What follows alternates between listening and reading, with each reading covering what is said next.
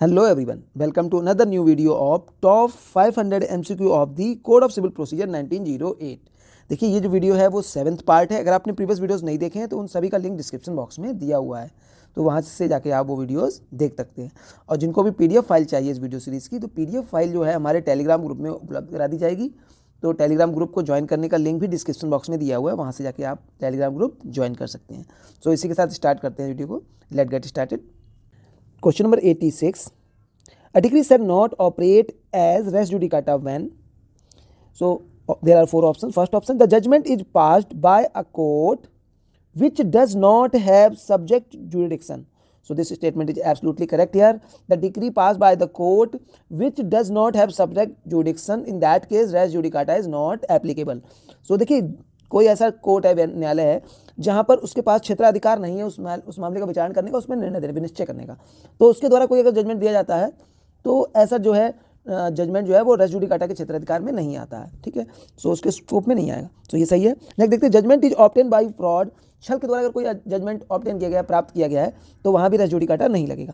If collusion is proved between the party, अगर पक्षकारों के बीच में दुर्लभ संधि होती है तो भी वहां पर जो निर्णय आया हुआ है उस निर्णय के तहत रेस जुडिकाटा में वो लागू नहीं होगा। So all these statements are correct here. So answer here option D. Next, the principle of private international law is incorporated in. देखिए जो प्राइवेट इंटरनेशनल लॉ है, अगर वो देखा जाए तो CPC का सेक्शन 13 और 14 इससे संबंधित है। देखिए 13 जो है वो डील करता है when foreign judgment is not conclusive, यानी जो फॉरेन जजमेंट है वो निश्चायक नहीं होंगे, जबकि 14 जो है वो कहता है presumption as to foreign judgment, foreign judgment के बारे में अवधारणा ली गई है। ठीक है, तो ये बात कही गई है यहाँ पर 13 और 14 में, और ये इंटरनेशनल लॉ के रूल्स को यहाँ पर इनकॉर्पोरेट करता है, उसको समाहित करता है। ठीक है, so answer of this question is here option A. Next देख लेते हैं सेक्शन 13, थोड़ा सा इंपॉर्टेंट है यहाँ पे। Under section 13 of CPC which of the following judgment shall not be conclusive. जैसा कि हम लोगों ने अभी देखा था कि सेक्शन 13 है वो कहता क्या है कि when foreign judgment not conclusive, कब जो होंगे विदेशी निर्णय निश्चायक नहीं होंगे। तो देखिए यहाँ पर सीधी सी बात है कि जब कंपिटेंट जुडिक्शन ना हो, अगर देखा जाए पहला है कि कंपिटेंट जुडिक्शन ना हो वहाँ पे, तो अगर कंपिटेंट जुरिडिक्शन नहीं होगा तो ऐसी परिस्थिति में जो है वहाँ पर जो जजमेंट है वो कंक्लूसिव नहीं होगा। दूसरी अगर बात देखी जाए तो कहता है कि केस जो मेरिट पे डिसाइड ना किया गया हो, ठीक है, लिमिटेशन पे कर दिया है या किसी और तरीके से, तो मेरिट पे डिसाइड ना हो। तो तीसरा कंडीशन है कि जो इंटरनेशनल लॉज हैं उनको फॉलो नहीं किया गया है। ठीक है, तो थर्ड कंडीशन हो जाएगी इंटरनेशनल लॉज, यानी जो इंटरनेशनल लॉज के प्रोविजंस हैं उनको वहाँ पर उसने फॉलो नहीं किया इंटरनेशनल लॉ। तो फोर्थ देख लेते हैं। फोर्थ कंडीशन क्या हो जाती है, नेचर ऑफ नेचुरल जस्टिस, यानी कि जो नेचुरल जस्टिस है तो प्राकृतिक न्याय जो न्याय है उसके विरुद्ध है, तो नेचुरल जस्टिस को भी फॉलो नहीं कर रहा है, तो फिर फॉरेन जजमेंट यहाँ पर जो है वो कंक्लूसिव नहीं होगा। अगर फिफ्थ देखें हम लोग तो कहता है कि ऑब्टेन बाई फ्रॉड किया गया है, छल के द्वारा किया है, प्राप्त किया गया है, तब भी वहाँ पर ये कंक्लूसिव नहीं होगा।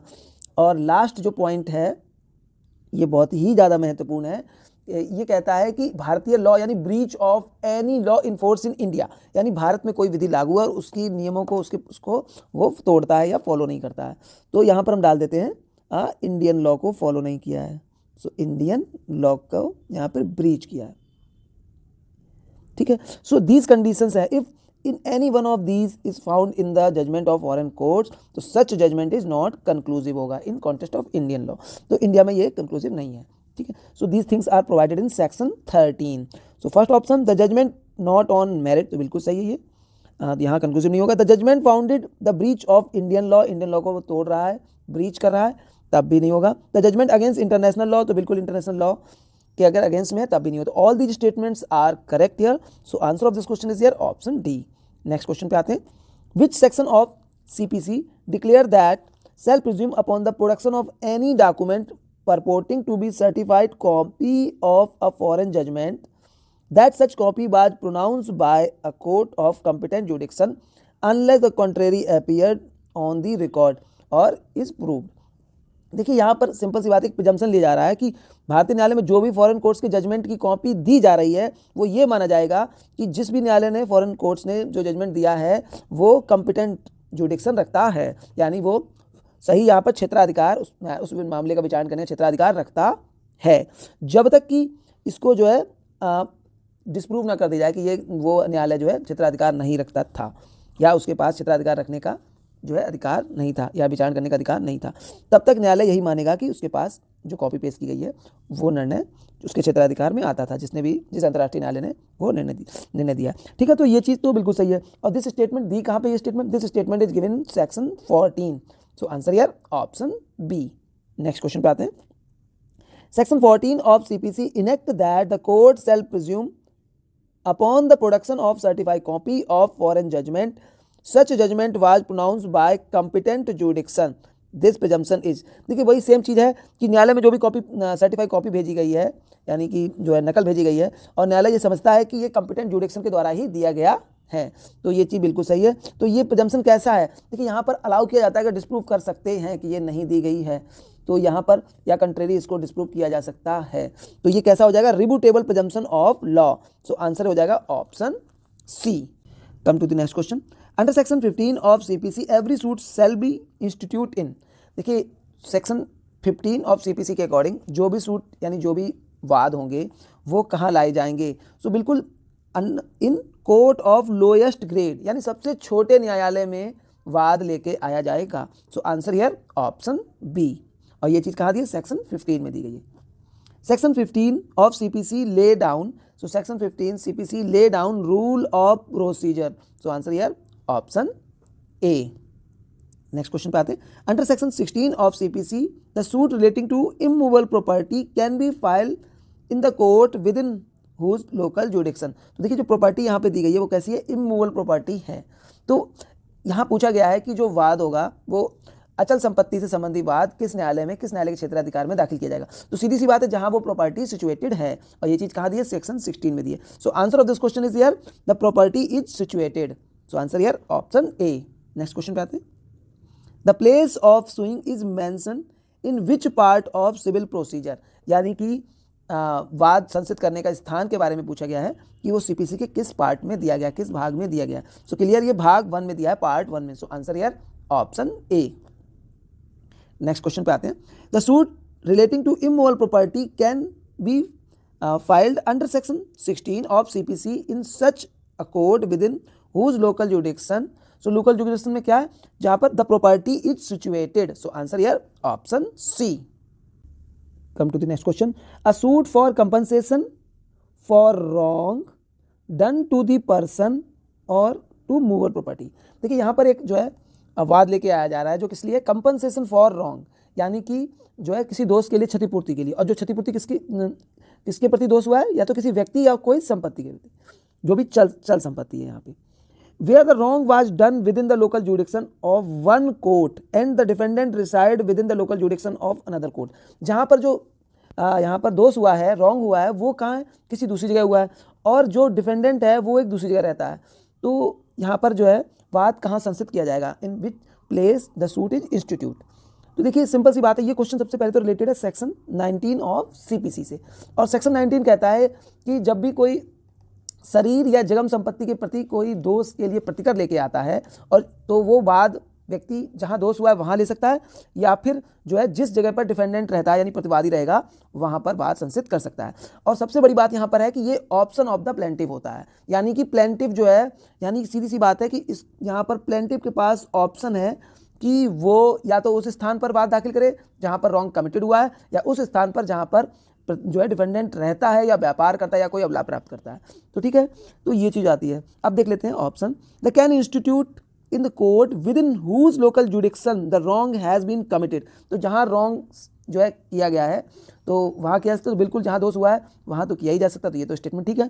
Can institute the court with in whose local jurisdiction the defendant reside, तो वहाँ भी दाखिल किया जाता है, संसित किया जा सकता है जहाँ डिफेंडेंट रहता है, और ये किसके द्वारा निश्चित किया जाएगा, ये प्लेंटिव के द्वारा निश्चित किया जाएगा, option of the plaintiff. So both statements are correct here, A and B.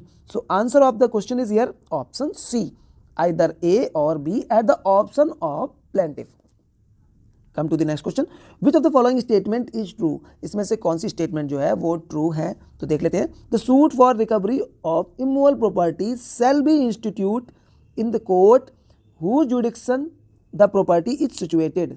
तो देखिए ये इमूवेबल प्रॉपर्टी से संबंधित है, जैसा कि हम लोगों ने सेक्शन 16 में पढ़ा भी था कि सूट फॉर जो रिकवरी ऑफ इमूवेबल प्रॉपर्टी का लाएंगे तो वो उस जगह लाएंगे जहां पर प्रॉपर्टी सिचुएटेड है। सो ये स्टेटमेंट तो बिल्कुल यहाँ पर सही है। Answer of this question I think A होना चाहिए।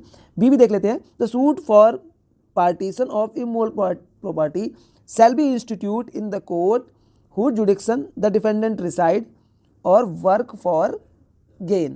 तो देखिए सीधी सी बात है, जहाँ प्रॉपर्टी की बात की जाती है तो वहाँ पर जहाँ प्रॉपर्टी सिचुएटेड है वहीं पर होना चाहिए। सो answer of this question is here option A. Next question पे आते हैं। The suit for partition of immovable property shall be institute in the court where। देखिए जो पार्टीशन के लिए सूट है इमूवेबल प्रॉपर्टी का वो कहाँ संस्थित किया जाएगा, इंस्टीट्यूट किया जाएगा। तो पहला है प्लेंटिव रिसाइड्स, दूसरा है plaintiffs carries on his profession, third है सब्जेक्ट मैटर सिचुएटेड, फोर्थ है with permission of the district जज in any court. So clear यहाँ पे जहाँ पर सब्जेक्ट मैटर सिचुएटेड है यानी जहाँ इमूवेबल प्रॉपर्टी सिचुएटेड है वहीं पर सूट इंस्टीट्यूट किया जाएगा। So answer of this question is here option C. अब जैसे मान लीजिए कोई पार्टी क्या मुंबई में और एक पार्टी दिल्ली में है, तो और प्रॉपर्टी जो है वो कानपुर में है, तो क्या सूट जो है वो मुंबई में दाखिल किया जाएगा या दिल्ली में? तो वहाँ उस कोर्ट का जुडिक्शन भी नहीं आता। तो ठीक है, यहाँ मोस्ट सुटेबल यही आंसर है ऑप्शन सी। नेक्स्ट क्वेश्चन पे आते हैं। The place of institution of suit in respect of immovable property situated with in the jurisdiction of different court has been provided.